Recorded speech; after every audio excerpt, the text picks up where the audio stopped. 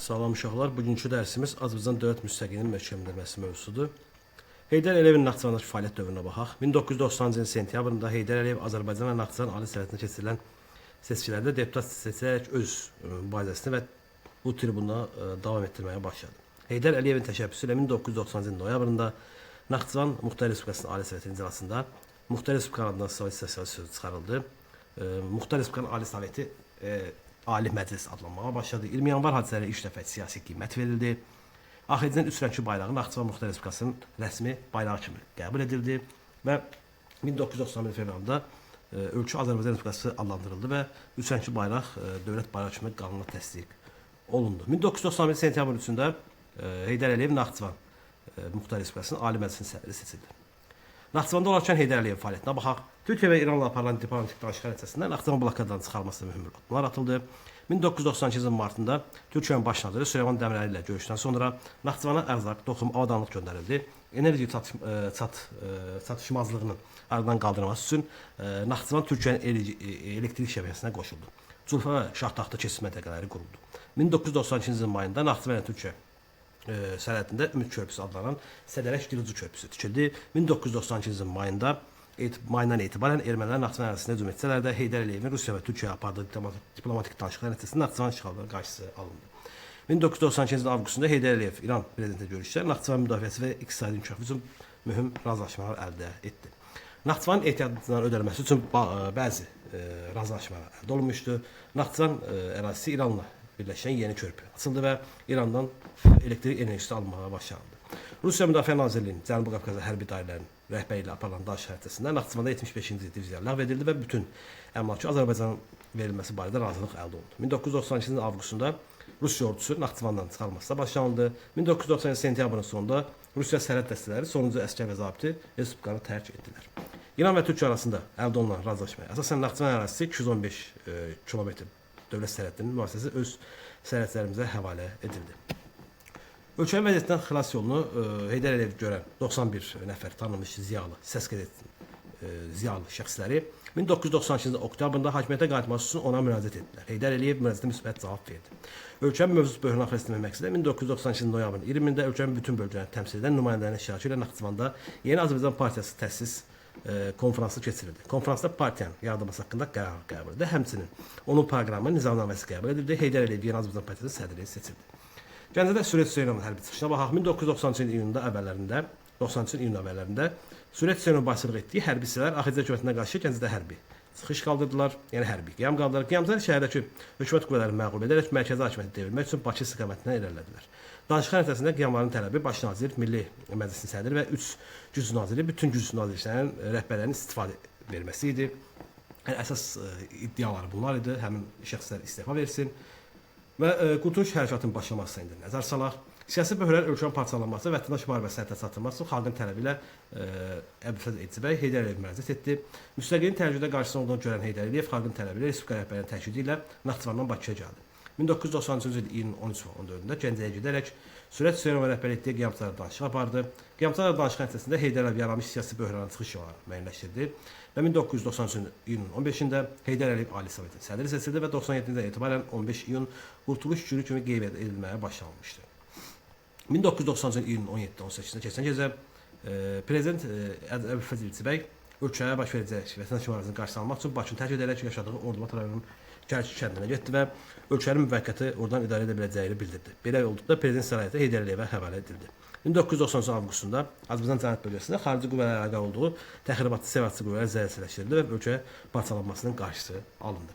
İndi Heydər Əliyevin prezident seçilməsinə baxaq. 1993 avqustun sonunda keçirilən beynəlxalq referendumda Ümumxalq referendumunda Əbülfəz Elçibəyə prezident kimi etimadsızlıq göstərildi və 1993 oktyabr 3-də keçirilən seçkilərdə Heydər Əliyev mütləq səslə birinci müddətlik Azərbaycan Respublikasının prezidenti seçildi. Ümumi lider Heydər Əliyevin prezident seçilməsi xalqın olan yüksək etimadı bir daha nümayiş etdirildi. İndi Heydər Əliyev birinci prezidentlik dövrünü nəzər salaq 1993 və 1998-ci il, ümumi prezidentlik dövrü isə 1993 və 2003-cü illəri əhatə eləyir. İslahatların başlıca əsas istiqamətləri hansılardır? Siyasi sabitliyin bərpa edilməsi, ölkənin qorunub saxlanılması, möhkəmləndirilməsi, demokratik, hüquqi, sivilizasiyalı dövlət qurulması və inkişaf etdirilməsi idi. Respublika iqtisadiyyatının düşdüyü dərin böhrandan çıxarılması, islahatların aparılması, bazar iqtisadiyyatına keçirilməsi və onun sürətlə inkişaf etdirilməsi əsas qayə idi. Və Respublika iqtisadiyyatının dünya iqtisadiyyatına qoşulması, xarici investisiyaların, qabaqcıl elmi texnoloji yeniliklərin, təhsil və mədəniyyət yeniliklərinin istehsal təcrübəsinin ölkəmizə cəlb edilməsi idi. Demokratik quruculuq mərhələlərinə baxaq. 3 mərhələ var idi. Birinci mərhələ Azərbaycan dövlət müstəqilliyinin bərpa edilməsindən Heydər Əliyevin ölkə hakimiyyətinə qayıtmasına qədər olan dövr. İkinci mərhələ Heydər Əliyevin ali səhiyyə seçilməsindən və Azərbaycan Respublikası konstitusiyasının referendum yolu ilə qəbul edilməsinə qədər və üçüncü mərhələ Azərbaycan Respublikasının konstitusiyasının qəbul edilməsindən sonra ümumi lider Heydər Əliyevin vəfatına qədər olan dövr. Birinci prezident dövründə dövlət quruculuq tədbirləri var idi Heydər Əliyevin. Baxaq onlara müasir demokratik hüquqi və dünyəvi dövlət yaratmaq məqsədilə ilk islahatlar keçirildi. Azərbaycanın ilk konstitusiyası hazırlamaq üçün 1995-ci iyununda onun sədrliyə konstitusiya komissiyası yaradıldı və 95-ci noyabrın 12-sində referendum yolu ilə müstəqil Azərbaycanın ilk konstitusiyası qəbul olundu. Bax, müstəqil Azərbaycan ifadəsini burada dəqiq yadda saxlayın. Amma belə Azərbaycan SSR-nin 1921, 1937 və 1978-ci ildə konstitusiyaları var idi. Amma Azərbaycan SSR-nin idi. Konstitusiya nə idi? Milli dövlət quruculuğunun əsaslarını müəyyən etdi. Xalqın dövlət hakimiyyətinin yeganə mənbəyi olması, dövlətin demokratik, hüquqi və dünyəvi olması, idarəçiliyin hakimiyyət bölgüsü əsasını təşkil edilməsi kimi təməl prinsipləri təsbit etdi. Konstitusiya qəbul olduğu gün 1995 noyabr 13-də Azərbaycan Respublikasının ilk parlament sessiyası keçirildi. Yeni parlament dərhal geniş qanunvericilik fəaliyyətinə başladı və parlamentdə müxtəlif sahələr üzrə daimi komissiyalar təşkil edildi. 1995-də Azərbaycanda qadınlara qarşı ali seçkiliyi bütün formalarla ləğv edilməsi haqqında konvensiyaya qoşuldu. 1996-da prezident yanında hüquqi islahatlar komissiyası yaradıldı və 1998-də insan hüquqları və azadlıqları söz, fikir, mətbuat azadlığı təmin edilməsi, senzuranın ləğv olunması haqqında fərmanlar verildi.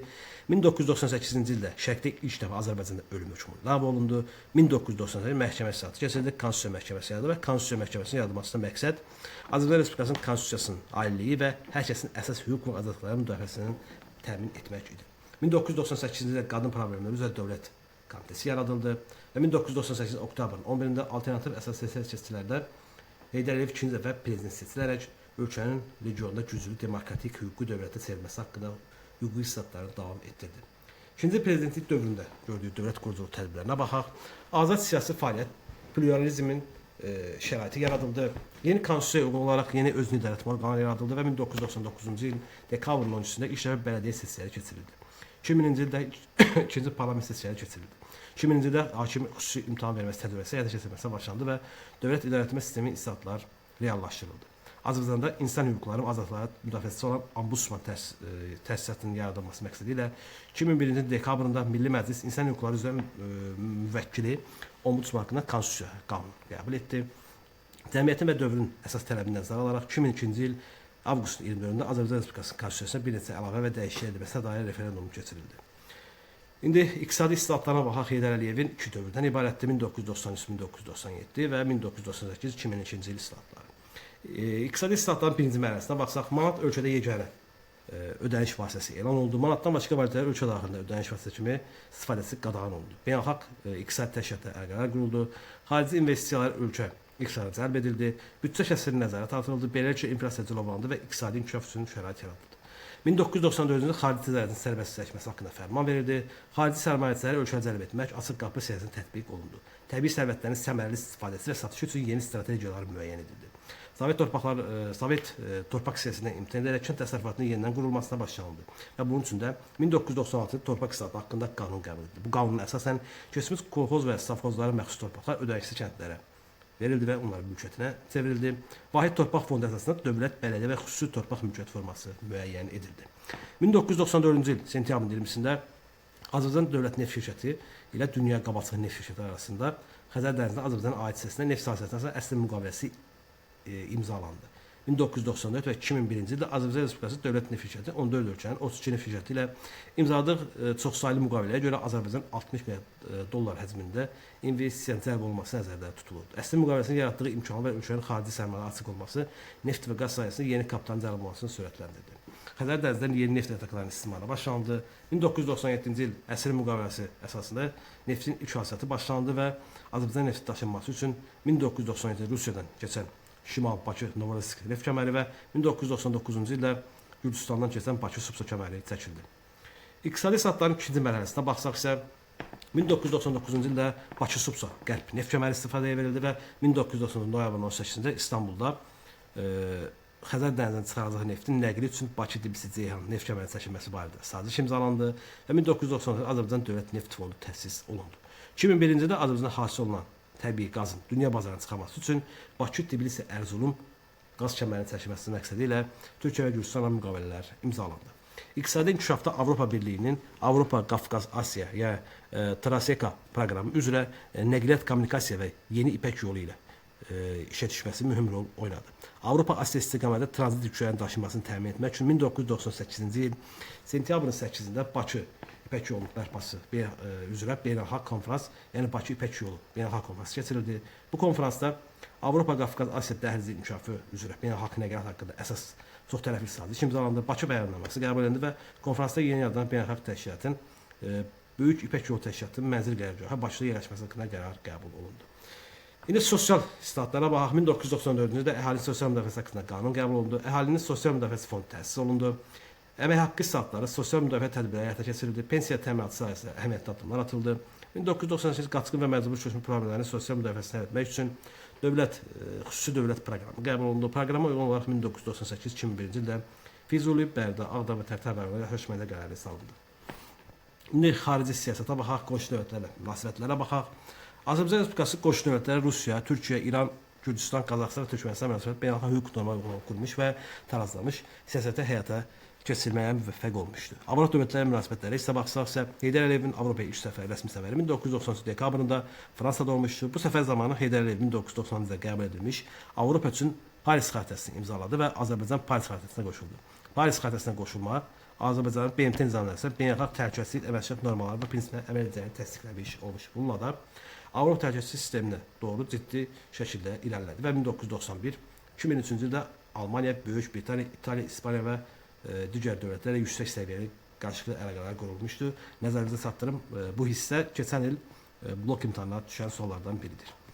ABŞ-la münasibət Heydər Əliyevin uğurlu fəaliyyəti ABŞ-ın siyasəti görünüş yaratdı. Nəticədə ABŞ Konqresi azadlıq müdafiəsi haqqında 1990-da qəbul etdiyi 907-ci düzəliş fəaliyyətini hər ildən dayandırmaqla bağlı səlahiyyət verərək Azərbaycanın silah sazişi üzrə qoyduğu qadağanı ləğv etdi və Ermənistan işlərə təcavüzkar dövlət kimi tanıdı.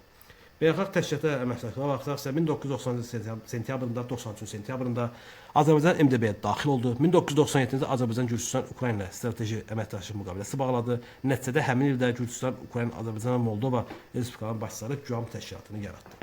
NATO ilə münasibətlərə diqqət etsək, 1992-ci ildə Azərbaycan NATO, yəni Şimali Atlantik Əməkdaşlıq Şurasına qoşuldu. 94-cü ildə Azərbaycan NATO-nun sülh naminə tərəfdaşlıq proqramına qəbul etdi və hərbçilərin beynəlxalq qüvvələrin tərkibində Kosova, İraq və Əfqanistanda əməliyyatlara iştirak etməsi, sülh məramının missiyanı yerinə yetirməsi NATO ilə əlaqələri daha da genişlənməyə şərait yaratdı. Azərbaycan Respublikası daha sonra NATO'nun Avropa Atlantika tərəfdaşlıq şurasına qəbul olundu. 2002-ci ildə İstanbulda NATO Parlament Assambleyasında NATO'nun Parlament Assambleyasında asosiyalaşdırılmış üzvünə yəni səs hüququ olmadan iştirakçı qisminə qəbul edildi və 2002-ci il noyabrın 22-sində Heydər Əliyev Praqa zirvəsi görüşündə iştirak edərək beynəlxalq terrorizm mövzusuna geniş çıxış etdi. Avropa Şurası və Avropa Şurası Parlament Assambleyasında bəzi həmin o qurumla münasibətlər qurulmuşdu. 2001-ci ildə Azərbaycanda Avropa Şurasının tam hüquqlu üzvünə qəbul olundu Azərbaycan və 2003-cü ildə İlham Əliyev Avropa Şurası Parlamentlər Assambleyasının vitse-prezidenti və bürü üzvü seçildi. Bu isə qurma Azərbaycanın mövqeyini daha da gücləndirilmişdi. Qarabağ münasibət dinç yolla nizamnaməsi vasitəsilə üçün 1992-ci ildə ATƏM-in Minsk qrupu yaradılmış və 94-cü ildə atəşkəs haqqında razılaşma əldə olunandan sonra Azərbaycan münaqişəsi sülh yolu ilə həll olunmasının yolunda təmasları ATƏT-in Minsk qrupu ilə davam etdirmişdir. 1994-cü ildə ATƏM-in Budapeşt samitinə baxsaqsa, Heydər Əliyevin təşəbbüsü ilə Qarabağ münaqişəsini dinç yolla həll etmək üçün ATƏM-in Minsk qrupu həmsədəli təşkilatı yaradıldı. Rusiya, ABŞ və Fransa Minsk qrupunun həmsədəli seçildi. Gələcəkdə bağlanacaq sazişdən sonra regional daxil olacaq çox millətli beynəlxalq qüvvələrin yaradacağı bağlı qərar qəbul edilmişdir. Qeyd bu samit təşkilatı adı dəyişərək Avropa Təhlükəsizlik Əməkdaşlıq Təşkilatı adlandırmağa başlamışdı. Bu samitdə yəni 1994-cü ildə ATƏT adlanmağa başlamışdı. 1996-cı ildəki ATƏT-in Lissabon sammitinə baxaq. Sammitdə Heydər Əliyev Azərbaycanın ərazi bütövlüyünün 50 dövlət tərəfindən tanınmasına dair qəbul olunan bəyanat qəbul etməyə nail oldu. Rəsmi sənəd kimi elan olunmuş bu bəyanat Azərbaycan ərazisinin bütövlüyünü tanıdığını vurğulanır. Başqa bir qeydə baxsaq, 1994-cü ildə Budapeştdə, 1990-cı il Lissabonda keçirilmiş sammitdə Dağlıq Qarabağ münaqişəsinin ədalətli beynəlxalq prinsiplərə əsaslanaraq həll edilməsinin vacibliyini təsdiq edən baxımdan oxşar cəhət sayılır. İndi Azərbaycan Respublikasının prezidentlərinə baxaq. Ayaz Mütəllibov 1990-cı il mayında 1992-ci il mayına qədər fəaliyyət göstərmişdir. Yəni 1990-cı il mayı əslində Azərbaycan SSR-nin ilk prezidenti olaraq götürülür. Daha sonra Əbülfəz Elçibəy 1992-ci ilin iyunundan 1993-cü ilin iyununa kimi, daha sonra Heydər Əliyev 1993-98 və 1998-2003 və İlham Əliyev 2003, 2008, 2008, 2013, 2013, 2018, 2018, 2004 və 2004-cü ildən indiki günümüzə qədər prezident sayılır. Mövzumuz bu qədərdir. Burada əsas xronologiyalara fikir vermək lazımdır, islahatlara fikir vermək lazımdır və ümidvaram sizin üçün faydalı olacaqdır. Əsas məlumatları, dəqiq məlumatları burada həkk eləmişəm. Videoya da baxaraq bundan faydalana bilərsiniz. Oldu, sizə uğurlar arzulayıram.